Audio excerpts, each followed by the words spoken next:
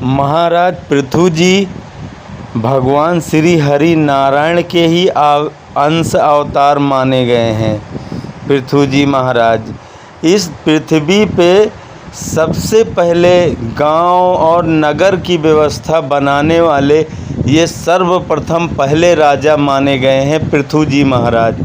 इसी पृथ्वी का नाम जो पृथ्वी रखा गया है, धरा का नाम, इस वसुंधरा का नाम जो पृथ्वी रखा गया है, वो भी महाराज पृथु के नाम से ही इस धरा का नाम पृथ्वी रखा गया है।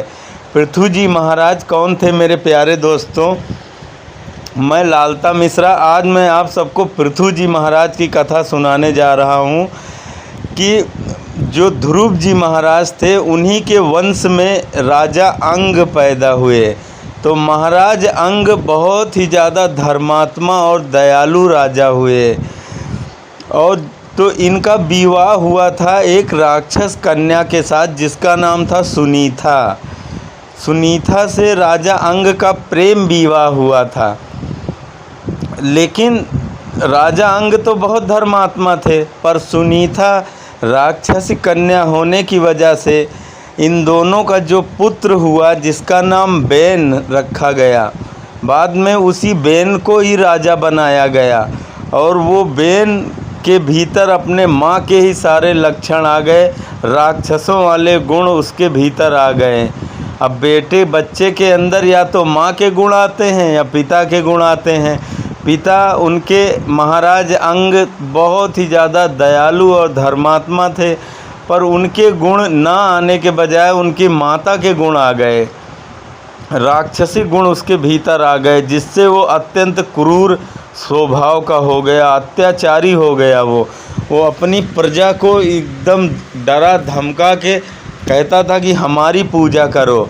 जो राजा होता है वही प्रजा के लिए भगवान होता है, बाकी प्रजा के लिए और कोई भगवान नहीं होता। किसी भी देवी देवताओं का पूजा मत करो। प्रजा को तो मना किया ही किया, जितने भी साधु संत महात्मा थे सबके ऊपर रोक लगवा दी। अगर बोला कोई हमारे सिवा किसी दूसरे की पूजा पाठ करेगा तो उसका मैं वध करवा दूंगा।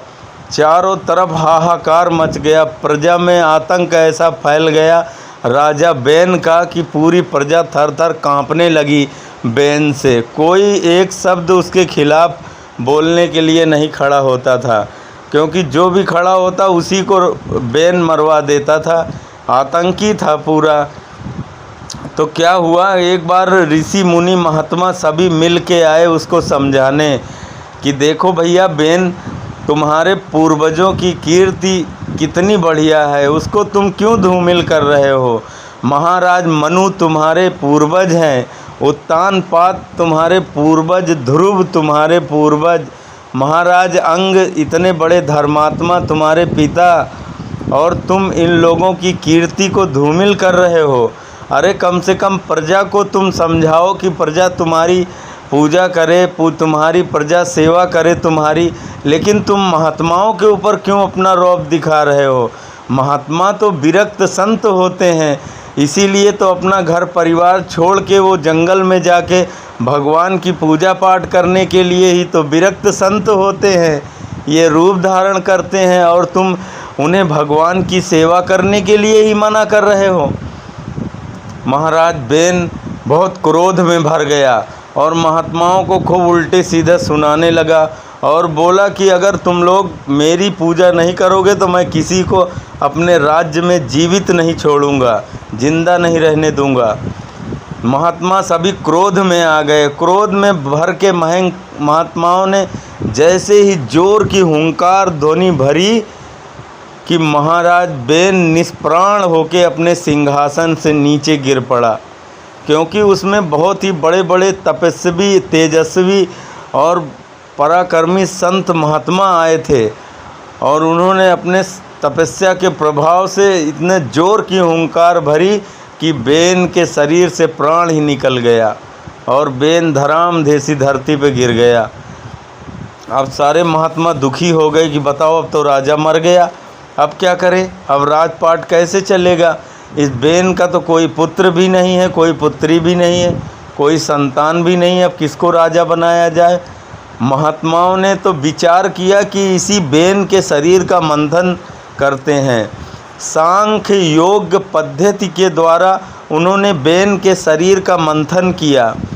पहले मंथन शुरू हुआ तो उसमें छोटा बालक पैदा हुआ जिसका नाम निषाद रखा महात्माओं ने, और कहा तुम प्रेम से बैठ जाओ, क्योंकि वो छोटा सा बालक अत्यंत भोला स्वभाव का, महात्माओं ने उसको तो बैठा दिया। फिर दोबारा पुनः मंथन प्रारंभ किया। जब इस बार मंथन शुरू हुआ तो भगवान नारायण माता अर्ची के साथ स्वयं प्रकट हुए।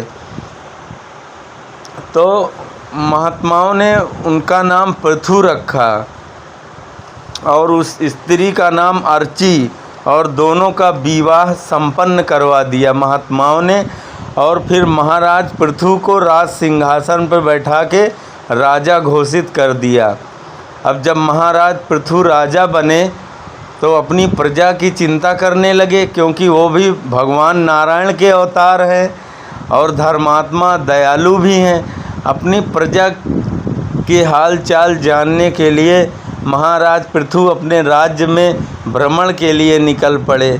देखा तो चारों तरफ अकाल पड़ा, चारों तरफ सूखा, भूखमरी, बीमारी, यही सब लोगों में फैल रखी है।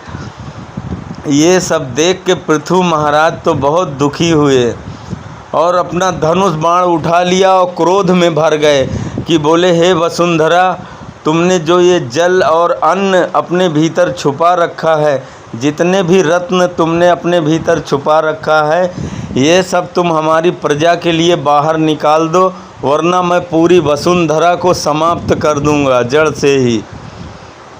पृथ्वी कांपने लगी और गाय का रूप धारण करके राजा पृथु के सामने आके हाथ जोड़ के खड़ी हुई।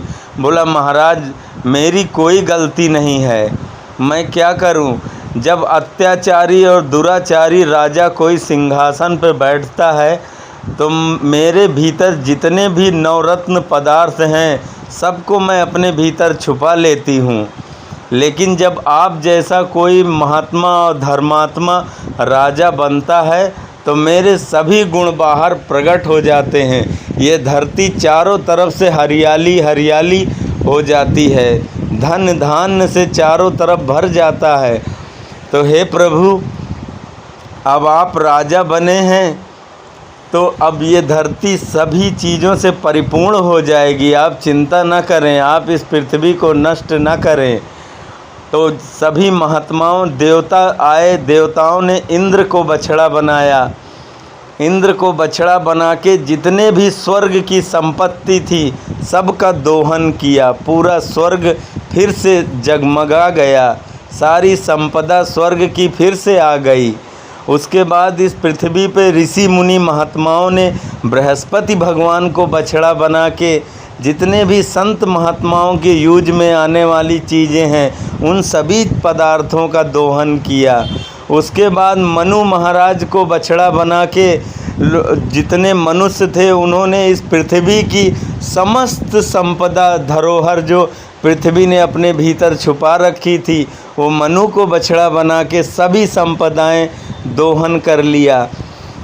इसी प्रकार महाराज पृथु ने इस पृथ्वी पे जितने भी गांव हैं, जितने भी नगर हैं, सभी समाज की स्थापना करी सुव्यवस्थित ढंग से। कैसे गांव होने चाहिए, कैसे नगर होने चाहिए, क्या क्या सुविधाएं होनी चाहिए, उसमें क्या क्या व्यवस्था होनी चाहिए, ये सारी चीज़ें सुव्यवस्थित करने वाले राजा महाराज पृथु हुए।